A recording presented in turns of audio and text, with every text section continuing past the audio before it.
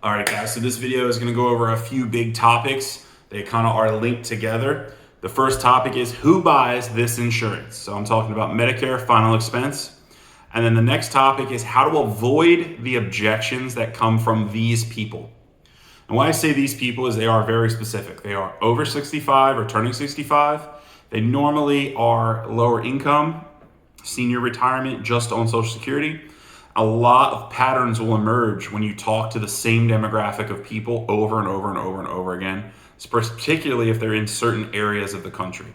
So I sell in the Tampa Bay region. It is one of the most competitive Medicare and final expense markets on the planet. There's more plans, more options, more confusion than anywhere else, but that also gives me a lot of opportunity. So the number one thing is who buys this? As I said, they normally are over 65. They normally have a fixed income. Sometimes they're married, sometimes they're not, meaning the spouse has passed away. They may have been disabled for 24 months or longer. That's a big one. Always keep that in mind. They could be younger, they just might be disabled. They normally have some sort of medical need or issue. Most of America, once they hit 65, has some sort of chronic condition, whether it's diabetes, COPD, rheumatoid arthritis, you name it, there's something probably wrong with them and they take a prescription. They're familiar with the doctor. So that's the people that buy this. The other thing I want to talk about is final expense. Final expense and Medicare kind of go hand in hand because the same people that are looking to save money on their Medicare are the same people that should be purchasing a final expense policy. Why is that? Because they probably can't afford a $10,000 to $20,000 funeral suddenly out of nowhere. And that's one of my favorite objections that I get is, I'll do this later. If Miss Betty at 73 says, I'll look at this later, there is no later for her. Later is in like 10 minutes because she literally might not live that long. Those people are basically time bombs. The end is near and they know it. They just don't want to think about it. And they don't care, or they care a lot, but they feel self-conscious about it. And that's something you got to be sensitive to. There are people out there that they don't give a shit. I'm going to die. I don't care how much it costs. My family can deal with it. I don't like them anyway. If someone says that to me, I'd say, wow, that's really sad, but someone's going to have to pay for this. That doesn't bother you. Nope. No problem. You good luck with that. I'll help them with whatever else I can, but I'm not going to sit there and convince them to buy life insurance because obviously they don't care.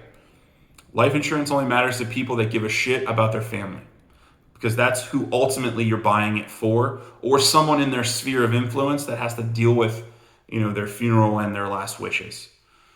If someone does care and you say, hey, is it important to you not to leave a burden for a family member or a close relative?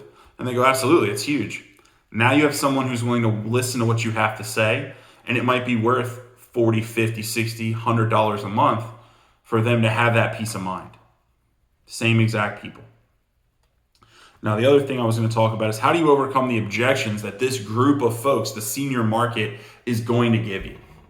99% of the time, the objection that you're going to get more than anything else is trust. They're just not going to believe what you're telling them. The easiest way to overcome that, number one, is to deal with them exactly the way their doctor deals with them. You tell them how it is. You are very direct to the point and manage your time accordingly. When I go into an appointment, I am almost surgical in the way that I'm like, hi, Miss Betty, this is what we're going to talk about. This is what we're going to do. This was the flyer that you sent in, or this was the lead piece that you went on. We made your appointment. We have 30 minutes. Let's go through everything. Very, very simple. There's no dilly-dally. I'm not super personable with them. I don't build a ton of rapport because at the end of the day, you could build a lot of rapport with somebody who still doesn't believe you, and they're not going to buy. So you're wasting your time when there's 10 other people you could go see. Now, I'm not saying be an asshole, be a dick, but be direct. Hey, Miss Betty, I have 10 other people to see. I need to see, what's going on with you to see if we can help you. Very simple. Ask them questions about, their family, their kids, but make it in the context of the pitch. For example, I always say, hey, Miss Betty, I know you sent this in a while back. It talks about pre-need final expense burial insurance.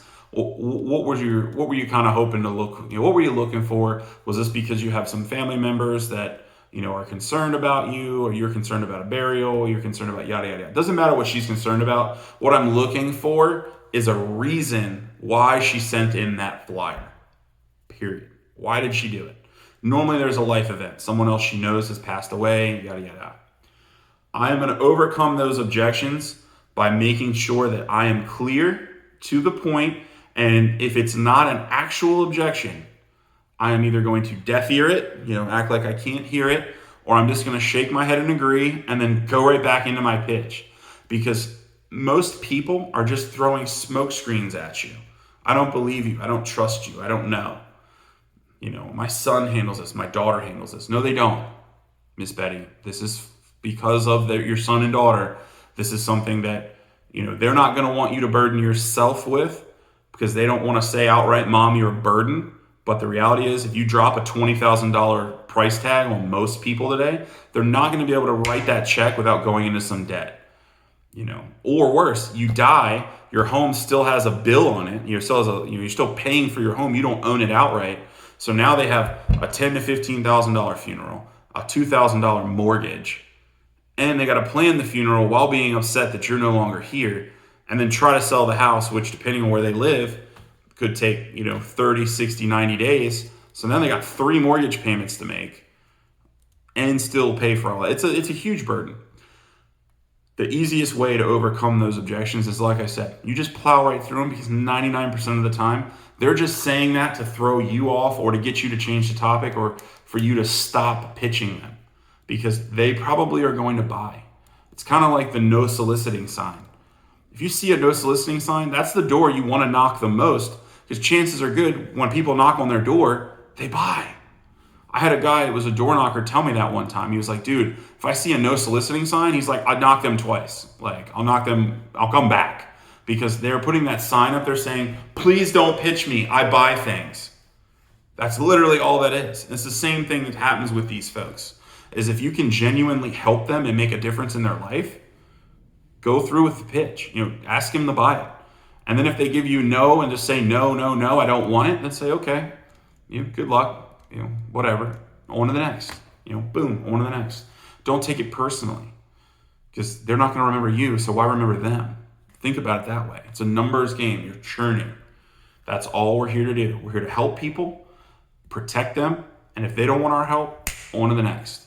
But don't let, I got to think about it, or XYZ bullshit, slow you down. Doesn't slow you down. Plow right through. Get out there and sell something.